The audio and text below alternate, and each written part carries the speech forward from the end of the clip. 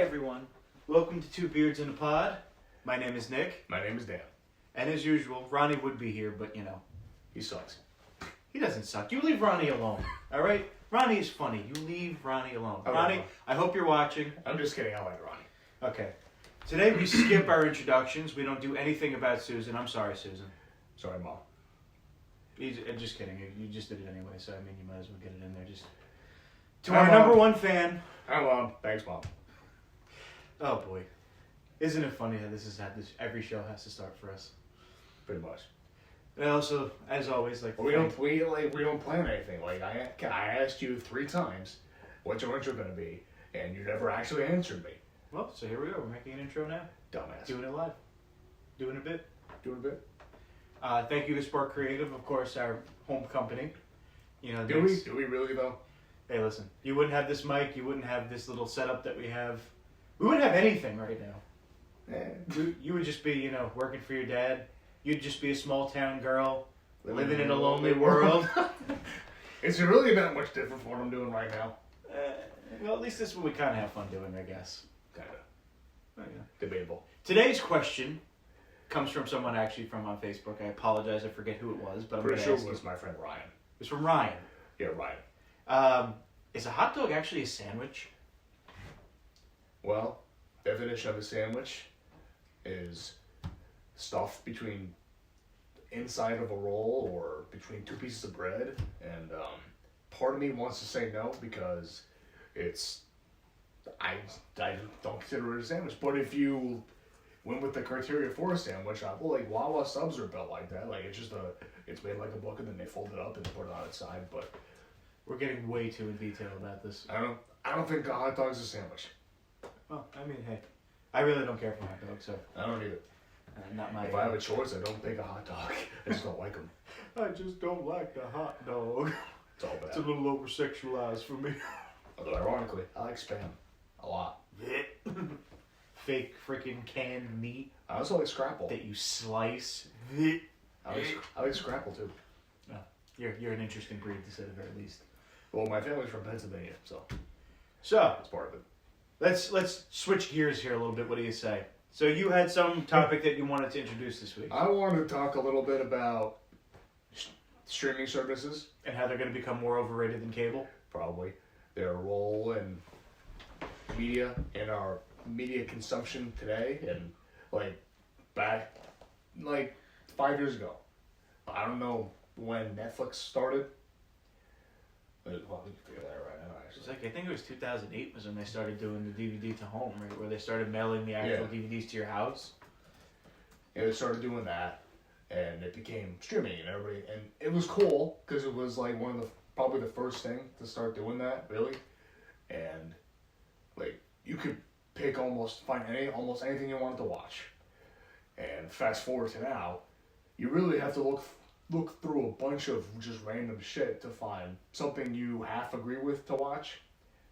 In my opinion, nowadays they're really just known for the original content, their specific shows, their specific movies. Right. They house a lot of stand-up comedy specials on there. All that stuff is cool. I like a lot of their shows. A lot of their movies are good. I love the fact that they have comedy specials on there. But there's just a lot of stuff that I don't care about, and I don't think a lot of other people care about either. Well, let's be real. Cable is no longer for this generation that we're in. It really isn't. You have 1,000-something channels, and maybe you watch 10 of them. The only thing cable really has that streaming services really don't have, and I even think some streaming services offer sports games now too. I'm pretty sure Amazon offers some kind of streaming with sports games. Oh, I'm sure they do. But cable has sports games. I mean, because you could watch pretty much any movie, any show. The thing really becomes is which of these streaming services can I really get the basic cable channels off? And that's part of what my main question is. I saw on Facebook, it was a graphic of all the different the current streaming services, and they're there's 10 of them or some shit. They're all at least $8.99 a month, and the math was $90-something a month, and it was the famous scene from Star Wars where Ewan McGregor was you were the chosen one, you were supposed to fight them, not become them, or whatever. And it's true, like, but also on the other hand, like, you don't need all 10 streaming services. What we need is one master streaming service that allows you to cherry pick the shows that you want to watch. That too, but I think like 1 or 2 streaming services that house almost everything, Right. like, even if it's like, it'd probably be like $20 a month for that kind of thing.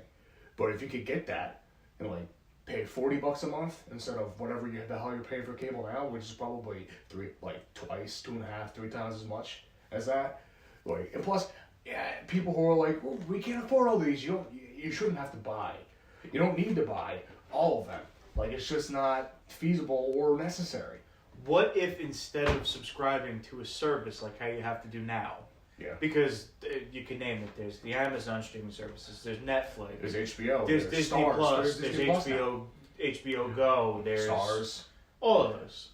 What if you purchased them by the series that you wanted to watch? You pay some kind of fee to watch just a certain series. Like, I want to be able to watch The Sopranos. I want to be able to watch like Luke Cage. I want to be able to cherry watch, pick it. Yeah. But like you could bundle them together because I feel like the thing that's gonna become the biggest problem is someone like HBO will have one show that you like to watch, but then like Amazon might have a show that you like from this one. Like The Boys, I heard on Amazon is pretty good. I started watching The Boys. It's pretty good. But the thing is, for that one show, I wouldn't just subscribe to Amazon Prime Television, or whatever it is. Like, there's a show Fire called, TV. There's a show called Letterkenny that I like. It's Yes, a sitcom in yes. Canada. I love Letterkenny, but it's on Crave and Hulu, and Hulu kind of like took the Crave thing like for themselves. It's like, hey, if you want to watch Crave, you can subscribe to us, and we have it for you. But that's only one show. Do you remember at one time when we were kids, Blockbuster thought that Netflix was a bad idea? Yeah, and like back in the day, like you would like me and my brother would beg our mom to let us go pick out a movie at Blockbuster. She would never let us get candy because that was over the line. Oh, that was the death threat there. Yeah. They put all the candy by the door because Oh, yeah. the candy was more than the rental. Yeah, like my brother and I would each get one movie each, and like every few Fridays we'd be able to go get Blockbuster. But it was like this shit because you were like so happy on Friday night. The Blockbuster, when I was used to live in Staten Island, I'll never forget this when I was a kid. They would have all the boxes out for like the new movies. I was more games though. I would hardly ever get movies. I would always rent games from Blockbuster. They would have all the cases out for the games. Never had any of the games in stock. Don't know what that problem was. But is this so? Essentially, what we're saying is Blockbuster said nay to that, and now it bore out these services. Like Netflix. I think you could really say was the grandfather of all of it. Yeah, Netflix kind of was the one that really started the whole movement. Yeah. Because they did the direct-to-house DVD delivery service. They saw it. I wonder how popular that is nowadays. Probably like. Well, they have things like Redbox. I mean, the store I work at has a Redbox in it. Yeah. I mean, most little locations, 7-Elevens, I know, have them. I really don't know if it's really as popular because it's like a one-day rental. Is that convenient? I have to go back with my one-day rental to return it, the day after. Right. And I don't know. I feel like it all becomes too expensive. Even with the streaming services. What am I going to do? Okay, so your answer to cable is for me to buy this one streaming service that maybe has 2 or 3 shows I want to watch. But then, hey, here's this other one that has another 2 shows I want to watch. So where am I really saving money in the grand scheme of this? Right. I don't know. Is it an answer? I guess. It's better than having 1,000 useless channels that I'm never going to really watch. I'm trying to find out. Here's one for the best streaming services of 2019. Disney Plus, Hulu, Amazon Prime, Fubo TV. What the hell is Fubo TV? I remember hearing about it. I don't know what the whole deal with that is. Sling TV. I've heard about that. Yeah, there's Sling. What's his name? Nick Offerman has the commercial with that. Really? Yeah, they do a Sling. CBS All Access, Philo, Netflix, YouTube TV, and HBO Now. Why is YouTube TV even up there? You can watch most YouTube shows for free. Why do they have... that doesn't make sense. Why do all these services have? You can watch it on demand 9 times out of 10 if you have cable. That's 10 services right there that you would have to pay for. That's what I'm saying. It's just, am I really saving money? I mean, even if it is... Probably not in the long run. Even if it is like $9, $9.99 a month, whatever it is per subscription, you know, like I said, you know, I'm going to cherry pick. I have like 2 programs I watch here, 2 I watch here. 2. So essentially, in the end, it's like paying for cable because it's like, it comes to $30, $40, and you have tax. Yeah. Then, I mean, you have all these stupid services, and you watch 5 shows. I don't know. It's become like the novelty is worn off, kind of, in a way. It's kind of like they got to get their shit together. I mean, it should really be based on, like, you know, you should be able to buy program. Yeah. I like this series, I want to watch this series. I like this series, you know. But then that becomes a whole nother subscription thing. This problem and this issue is what's going to cause something to come around where they're just like, we have 99% of everything. Everything you could want to watch, we have. And we're $25 a month. I mean, Disney Plus, I think, is the most interesting one now because it brings out a lot of the older programs that you really don't get. Yeah. Like, you know, Netflix, the problem with Netflix, I think their biggest issue is that their range is very limited on what they actually offer. And a lot of times they have popular shows or popular movies that either are seasonal or get taken down. I mean, didn't they do something like they had Friends on there forever? They took down Friends, they took down The Office. Yeah. Friends and The Office are still up there. I thought they took them down. No. I was always under the impression that they took them down. What the hell is going on here? What are you doing? I found out now I'm looking at another site. So, streaming services becoming too expensive because there are too many goddamn streaming services. I found another. Are you really just looking up the best of streaming No, services? I'm trying to find Listen, nobody has to stream because you can borrow stuff from the internet. Or you could just get a Fire Stick and jailbreak it like you did. You could borrow it from the internet. Wink. Wink. Ow, my neck. Oh. Speaking of spending all this money... ESPN Plus. ESPN Plus, I think, is really just for the people who That's want... one that wasn't mentioned before. I think this is just for gambling. Apple TV. That's one. They're relatively new to this. I mean, Apple TV's been around, but like their new Apple TV Plus is new. Yeah, but that's what's mentioned here. Yeah. The thing is, I think really ESPN Go is made for people who have gambling problems. They need to watch every game at every moment at any time. Oh my God, what's happening? I need to know the game I bet on. I have $6 on this game. What's going on? 3 people are watching you. But that's why I bet on it.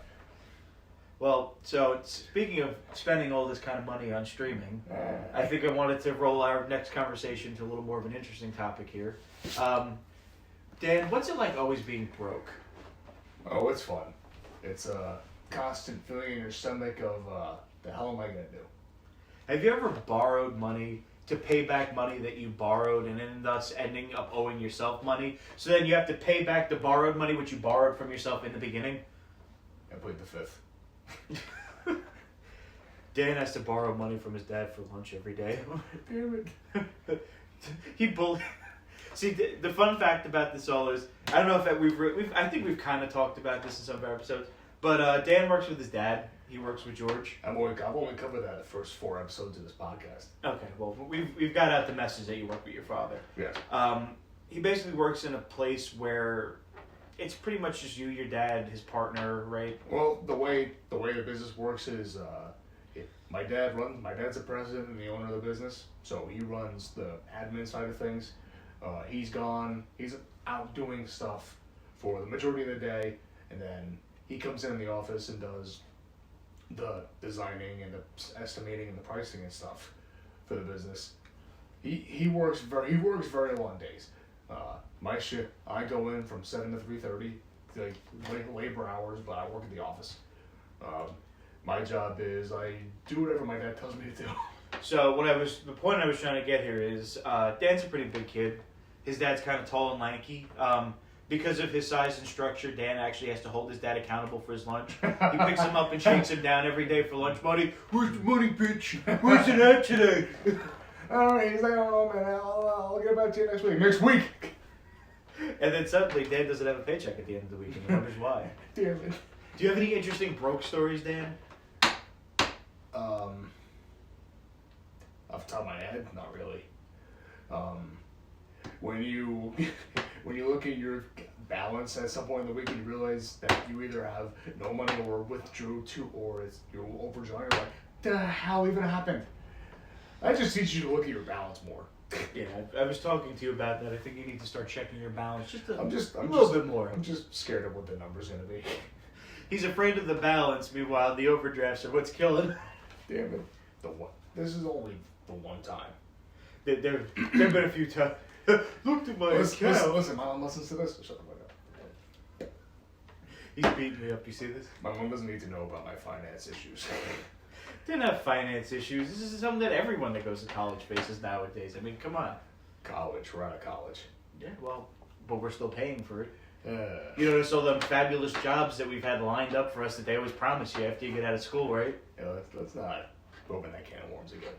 You don't want to talk about college? No. Or what it's caused for us, I should say? I don't want to talk about it ever again because it causes too much stress. Put it to you this way, kids.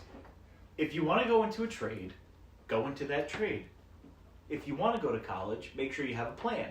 Because there's nothing like having $50,000 and no job. Or more. Or more. Or more. Pick a major that's going to matter once you get out. I like to think that our majors mattered when we were in college. But unfortunately, we just struck the iron at the wrong time. The thing is, we both went into things based on, we thought, the necessity in the field. I mean, what could be better than someone who knew digital marketing, public relations in the digital marketing world, and someone that does graphic design that makes the kind of things that go I went into to college it? for design because it was either digital art or fine art, more like hands-on art. And there's no money in fine art. So I was like, let's go the digital route. And I liked it, so I designed Correction. one. There's no money in fine art until you're dead. Or you get discovered somehow, magically. That usually doesn't happen nowadays. Not really. The fine art end of things is kind of like, once you're dead, that's when you make all your money. But you're too dead to notice it. So Going back to my working for my dad thing, the one funny thing about working for my dad is that I'm in the office by myself a lot. Like, there are some days where I don't see my dad at all. So he's in the back clearing the room, if you know what I mean.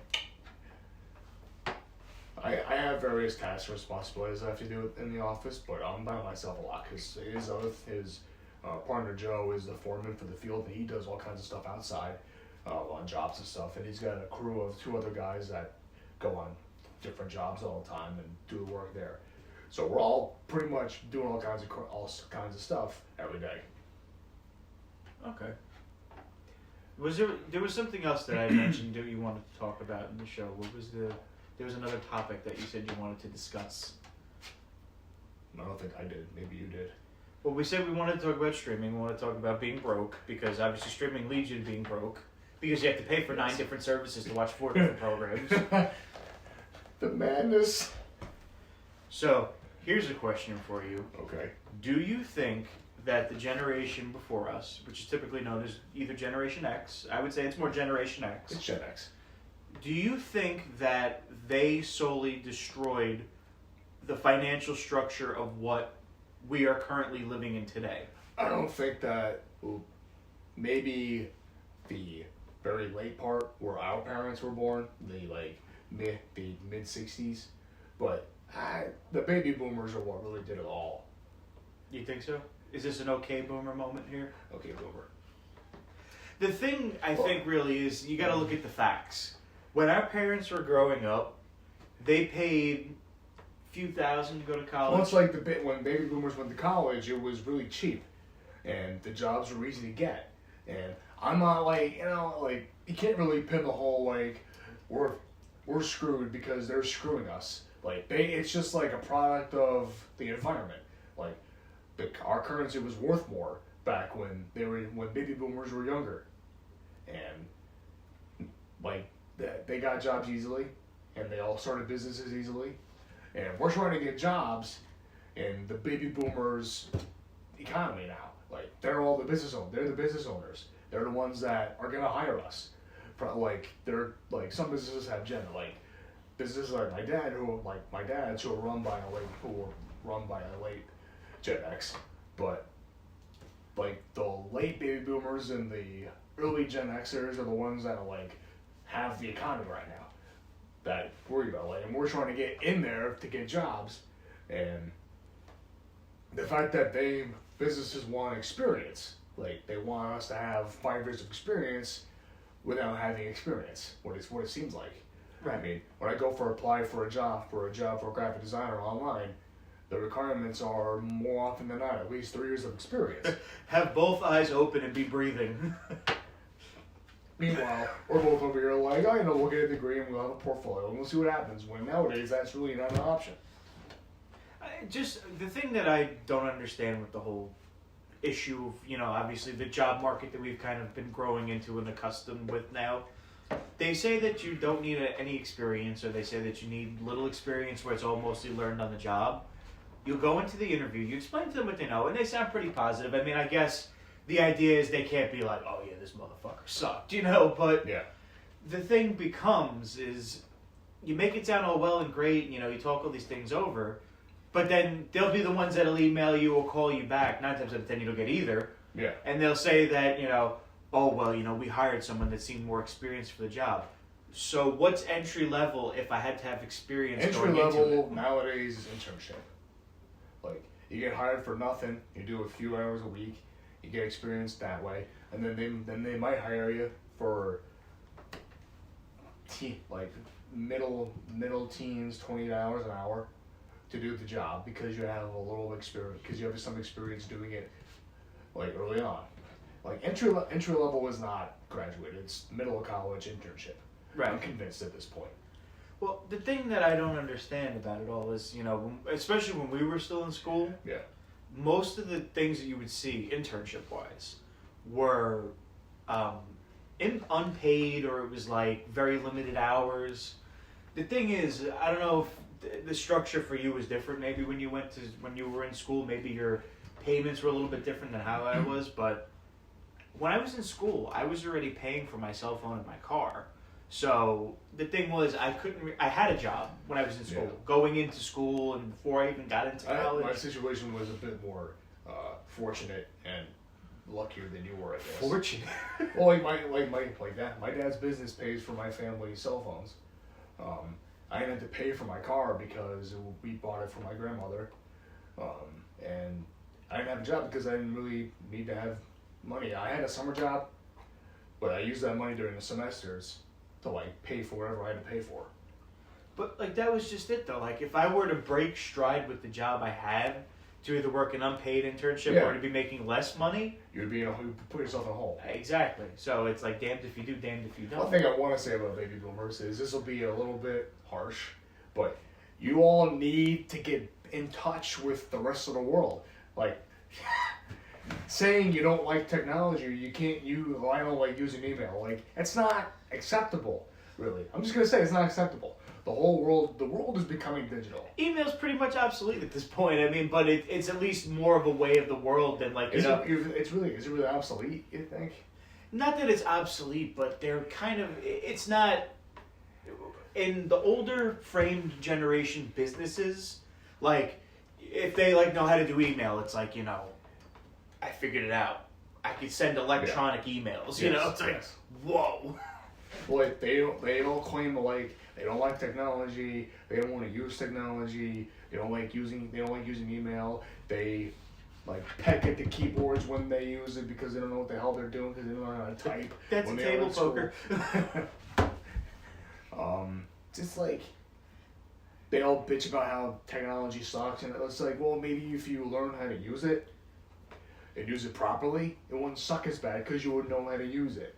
My favorite thing, the only funny thing I find about being in a corporate structured business that I obviously work at now, is the ever famous saying when they have conference calls. Yeah. And they all have to, store by store, they have to sit on the phone. They talk about whatever, I've sat on a few myself.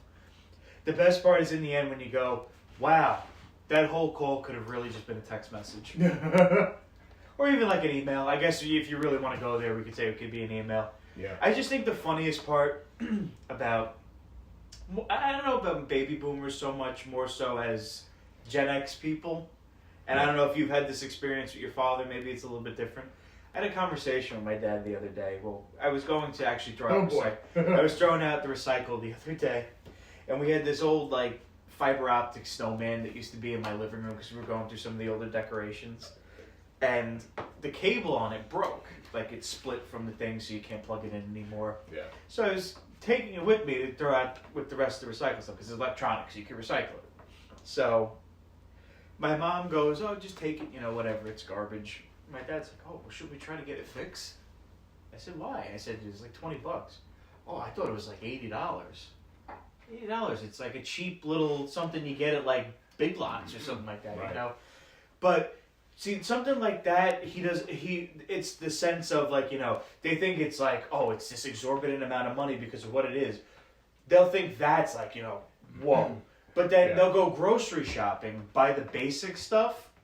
Oh, I can't believe that was $20. When I was a kid, it was $4. Oh, yeah, that conversation. It's like, back when I was younger, this was, you could go walk in $20 and get all of this. I used to get a whole pizza for $5. It's like, no, not anymore. Why would you even think that? The thing is, I think it kind of envelopes the fact that they're my- out of touch financially. My parents aren't like that. If it's possible, my dad will try to fix something, but more often than not, he's like, chuck it. It's not more thing. Well, if it hits a certain point, yeah, of course. I mean, there's certain things. My parents are very good about being able to like keep things savable. Like there are decorations and stuff in our house that we use outside and inside that we've had since I was a kid, or like when I was born. Right. But like, I get what you're saying. I feel like I've had this conversation more than once with it's just like, the fiscal sense of them is that, oh, I remember when I was a kid, gas used to be $1 and stuff like that. It's My parents aren't like that. Like my grandparents say that, but in a joking, sarcastic way. Like one Thanksgiving, my family and my mom's brothers and their families were gonna go see a movie after dinner, and my grandfather takes out a quarter. He's like, "What'll this get you?" And my mom's like, "You keep that, Dad." This will get you anything. This will get you a crisp high five. All right. Well, is there anything you really wanted to kind of bring up in this? I mean, I think we should have another conversation about like the late generations and like the kind of one we're in. I think. The reason I say that baby boomers should really try to get more in touch with the technology and digital aspect of the world is that my grandparents, my mom's parents, are 77 and 83. Pretty sure that's how old my grandmother is. I might be off by like a year. But they both use tablets. They use their computer pretty well. Like, they don't really ask questions about like how to use stuff. Meanwhile, there's people that are like 60, 65 years old that are like, technology, email. It's just like, my grandparents are reaching and over 80. And they're both perfectly fine with doing all that stuff. I think it's just a matter of them being willing to try.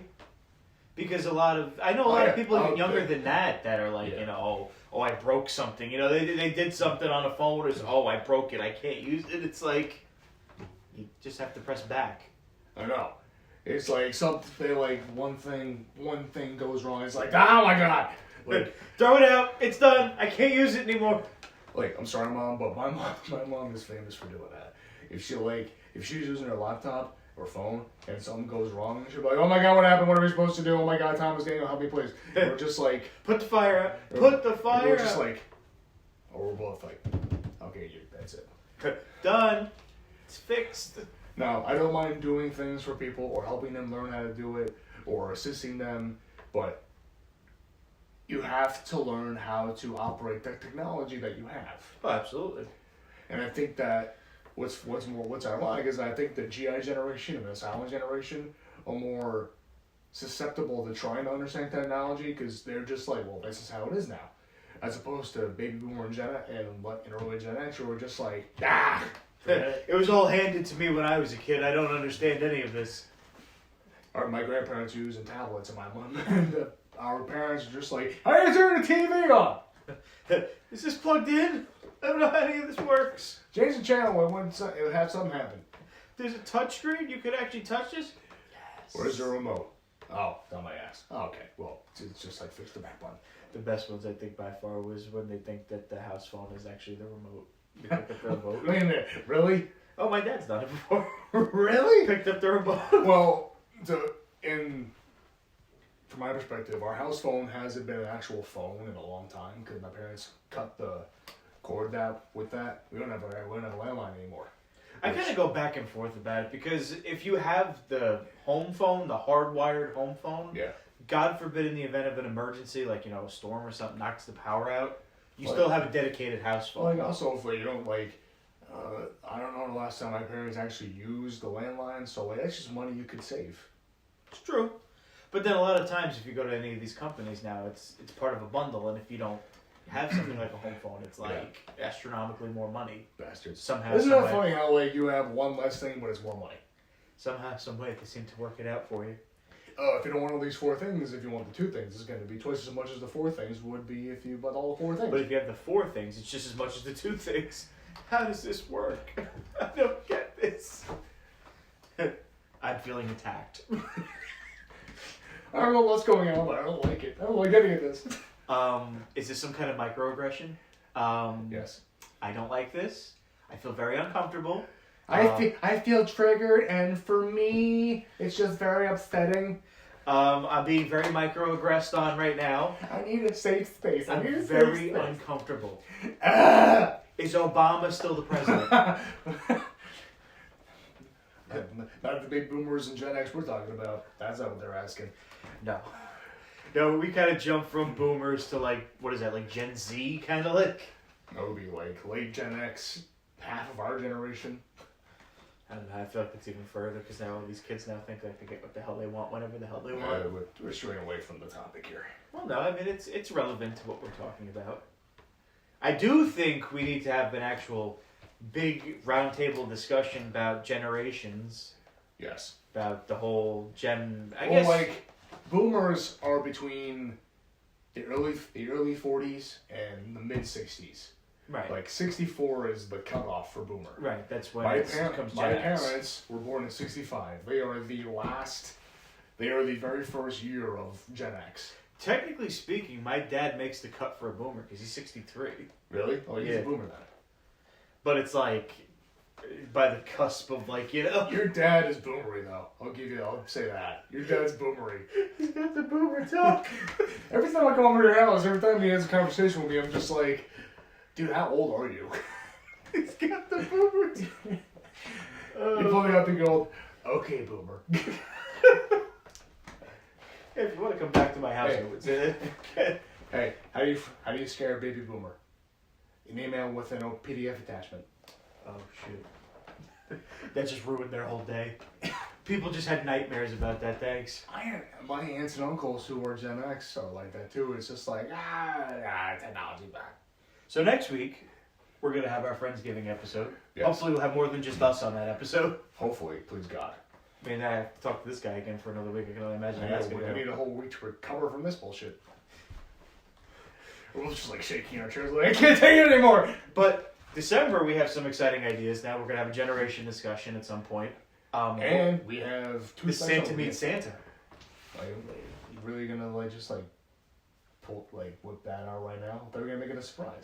It's like why is it gonna be a surprise? I don't know. We have 2 special guests coming this December. Keep it interesting. I'm not even gonna justify that with a response. Santa's gonna meet Santa. Fuck off. Listen, you gotta hype people up. We barely have anyone watching this as it is. Could you imagine? Surprise is suspenseful typing. Not really. People look forward to Santa Claus meeting. We're gonna have 2 Santas on the show, people. 2, not 1, 2. And Dan is gonna be dressed as an elf. So I can carry away. And we're gonna have Nick DeSaca dressed as a reindeer. He would be an elf in a heartbeat. I know he would. That's why you would have to do one too. That means you're being one too. You're either gonna be in reindeer antlers, or elf ears. One of the 2. I don't do tights, so we don't do tights. We'll put you on a nice potato sack. How about that? Oh boy, thanks. And I just really think some nice things coming up in December aside from that. And since we're both Christmas guys, we could just go all out with the Christmas stuff. Dan is gonna wear an ugly sweater for every episode. Like Christmas harder than you. Yes, I'm gonna get you that sweater just because of that. Could cut the sleeves off. No, you have to wear the sleeves. Damn it. You have to be loud and proud about it. Damn it. You love Christmas and you're more Christmasier than anybody else. I'm Christmassy and I'm proud. I'm Christmassy and I'm proud. You have to go all out. You have to wear it loud and you have to wear it proud. I'm not loud, but I'll wear it proud. Okay, fair enough. Well, for this week's episode, my name is Dan. My name is Nick. This is Two Beards in a Pod, and remember everyone, this Nick is saying that Dan is still single. Please help. Listen, Christmas is coming up. If someone could gift him a first date, I'd appreciate it. Mail order bride, maybe something. No, we don't even need a mail order bride. We don't need to spend anymore. We have no money to spend. Just listen. Someone take the kid out on a nice date. You know, maybe I'll even come over and watch. We'll have it all set up. We'll be on a show. You won't even know it. And you know, just be nice to Dan. That's all. That's all it is. You know, He's a sensitive being. Anyway, tune in next week for Friendsgiving. It's gonna be good. Yes, it's gonna be great. It's gonna be huge. There might even be a wall somewhere. Who knows? Want me to have turkeys? The best wall, man. Have the best turkeys. Ever. There will be at least 20 pounds. You can't be any smaller. 25 pounds. The best turkeys. The heaviest turkeys. Oh my god, this is going off the rails. Alright, well, I think that's it for this week's episode. Peace out, everyone. Thank you all for watching and listening. Never. Hi, hello. Everything went pretty good. Please clap.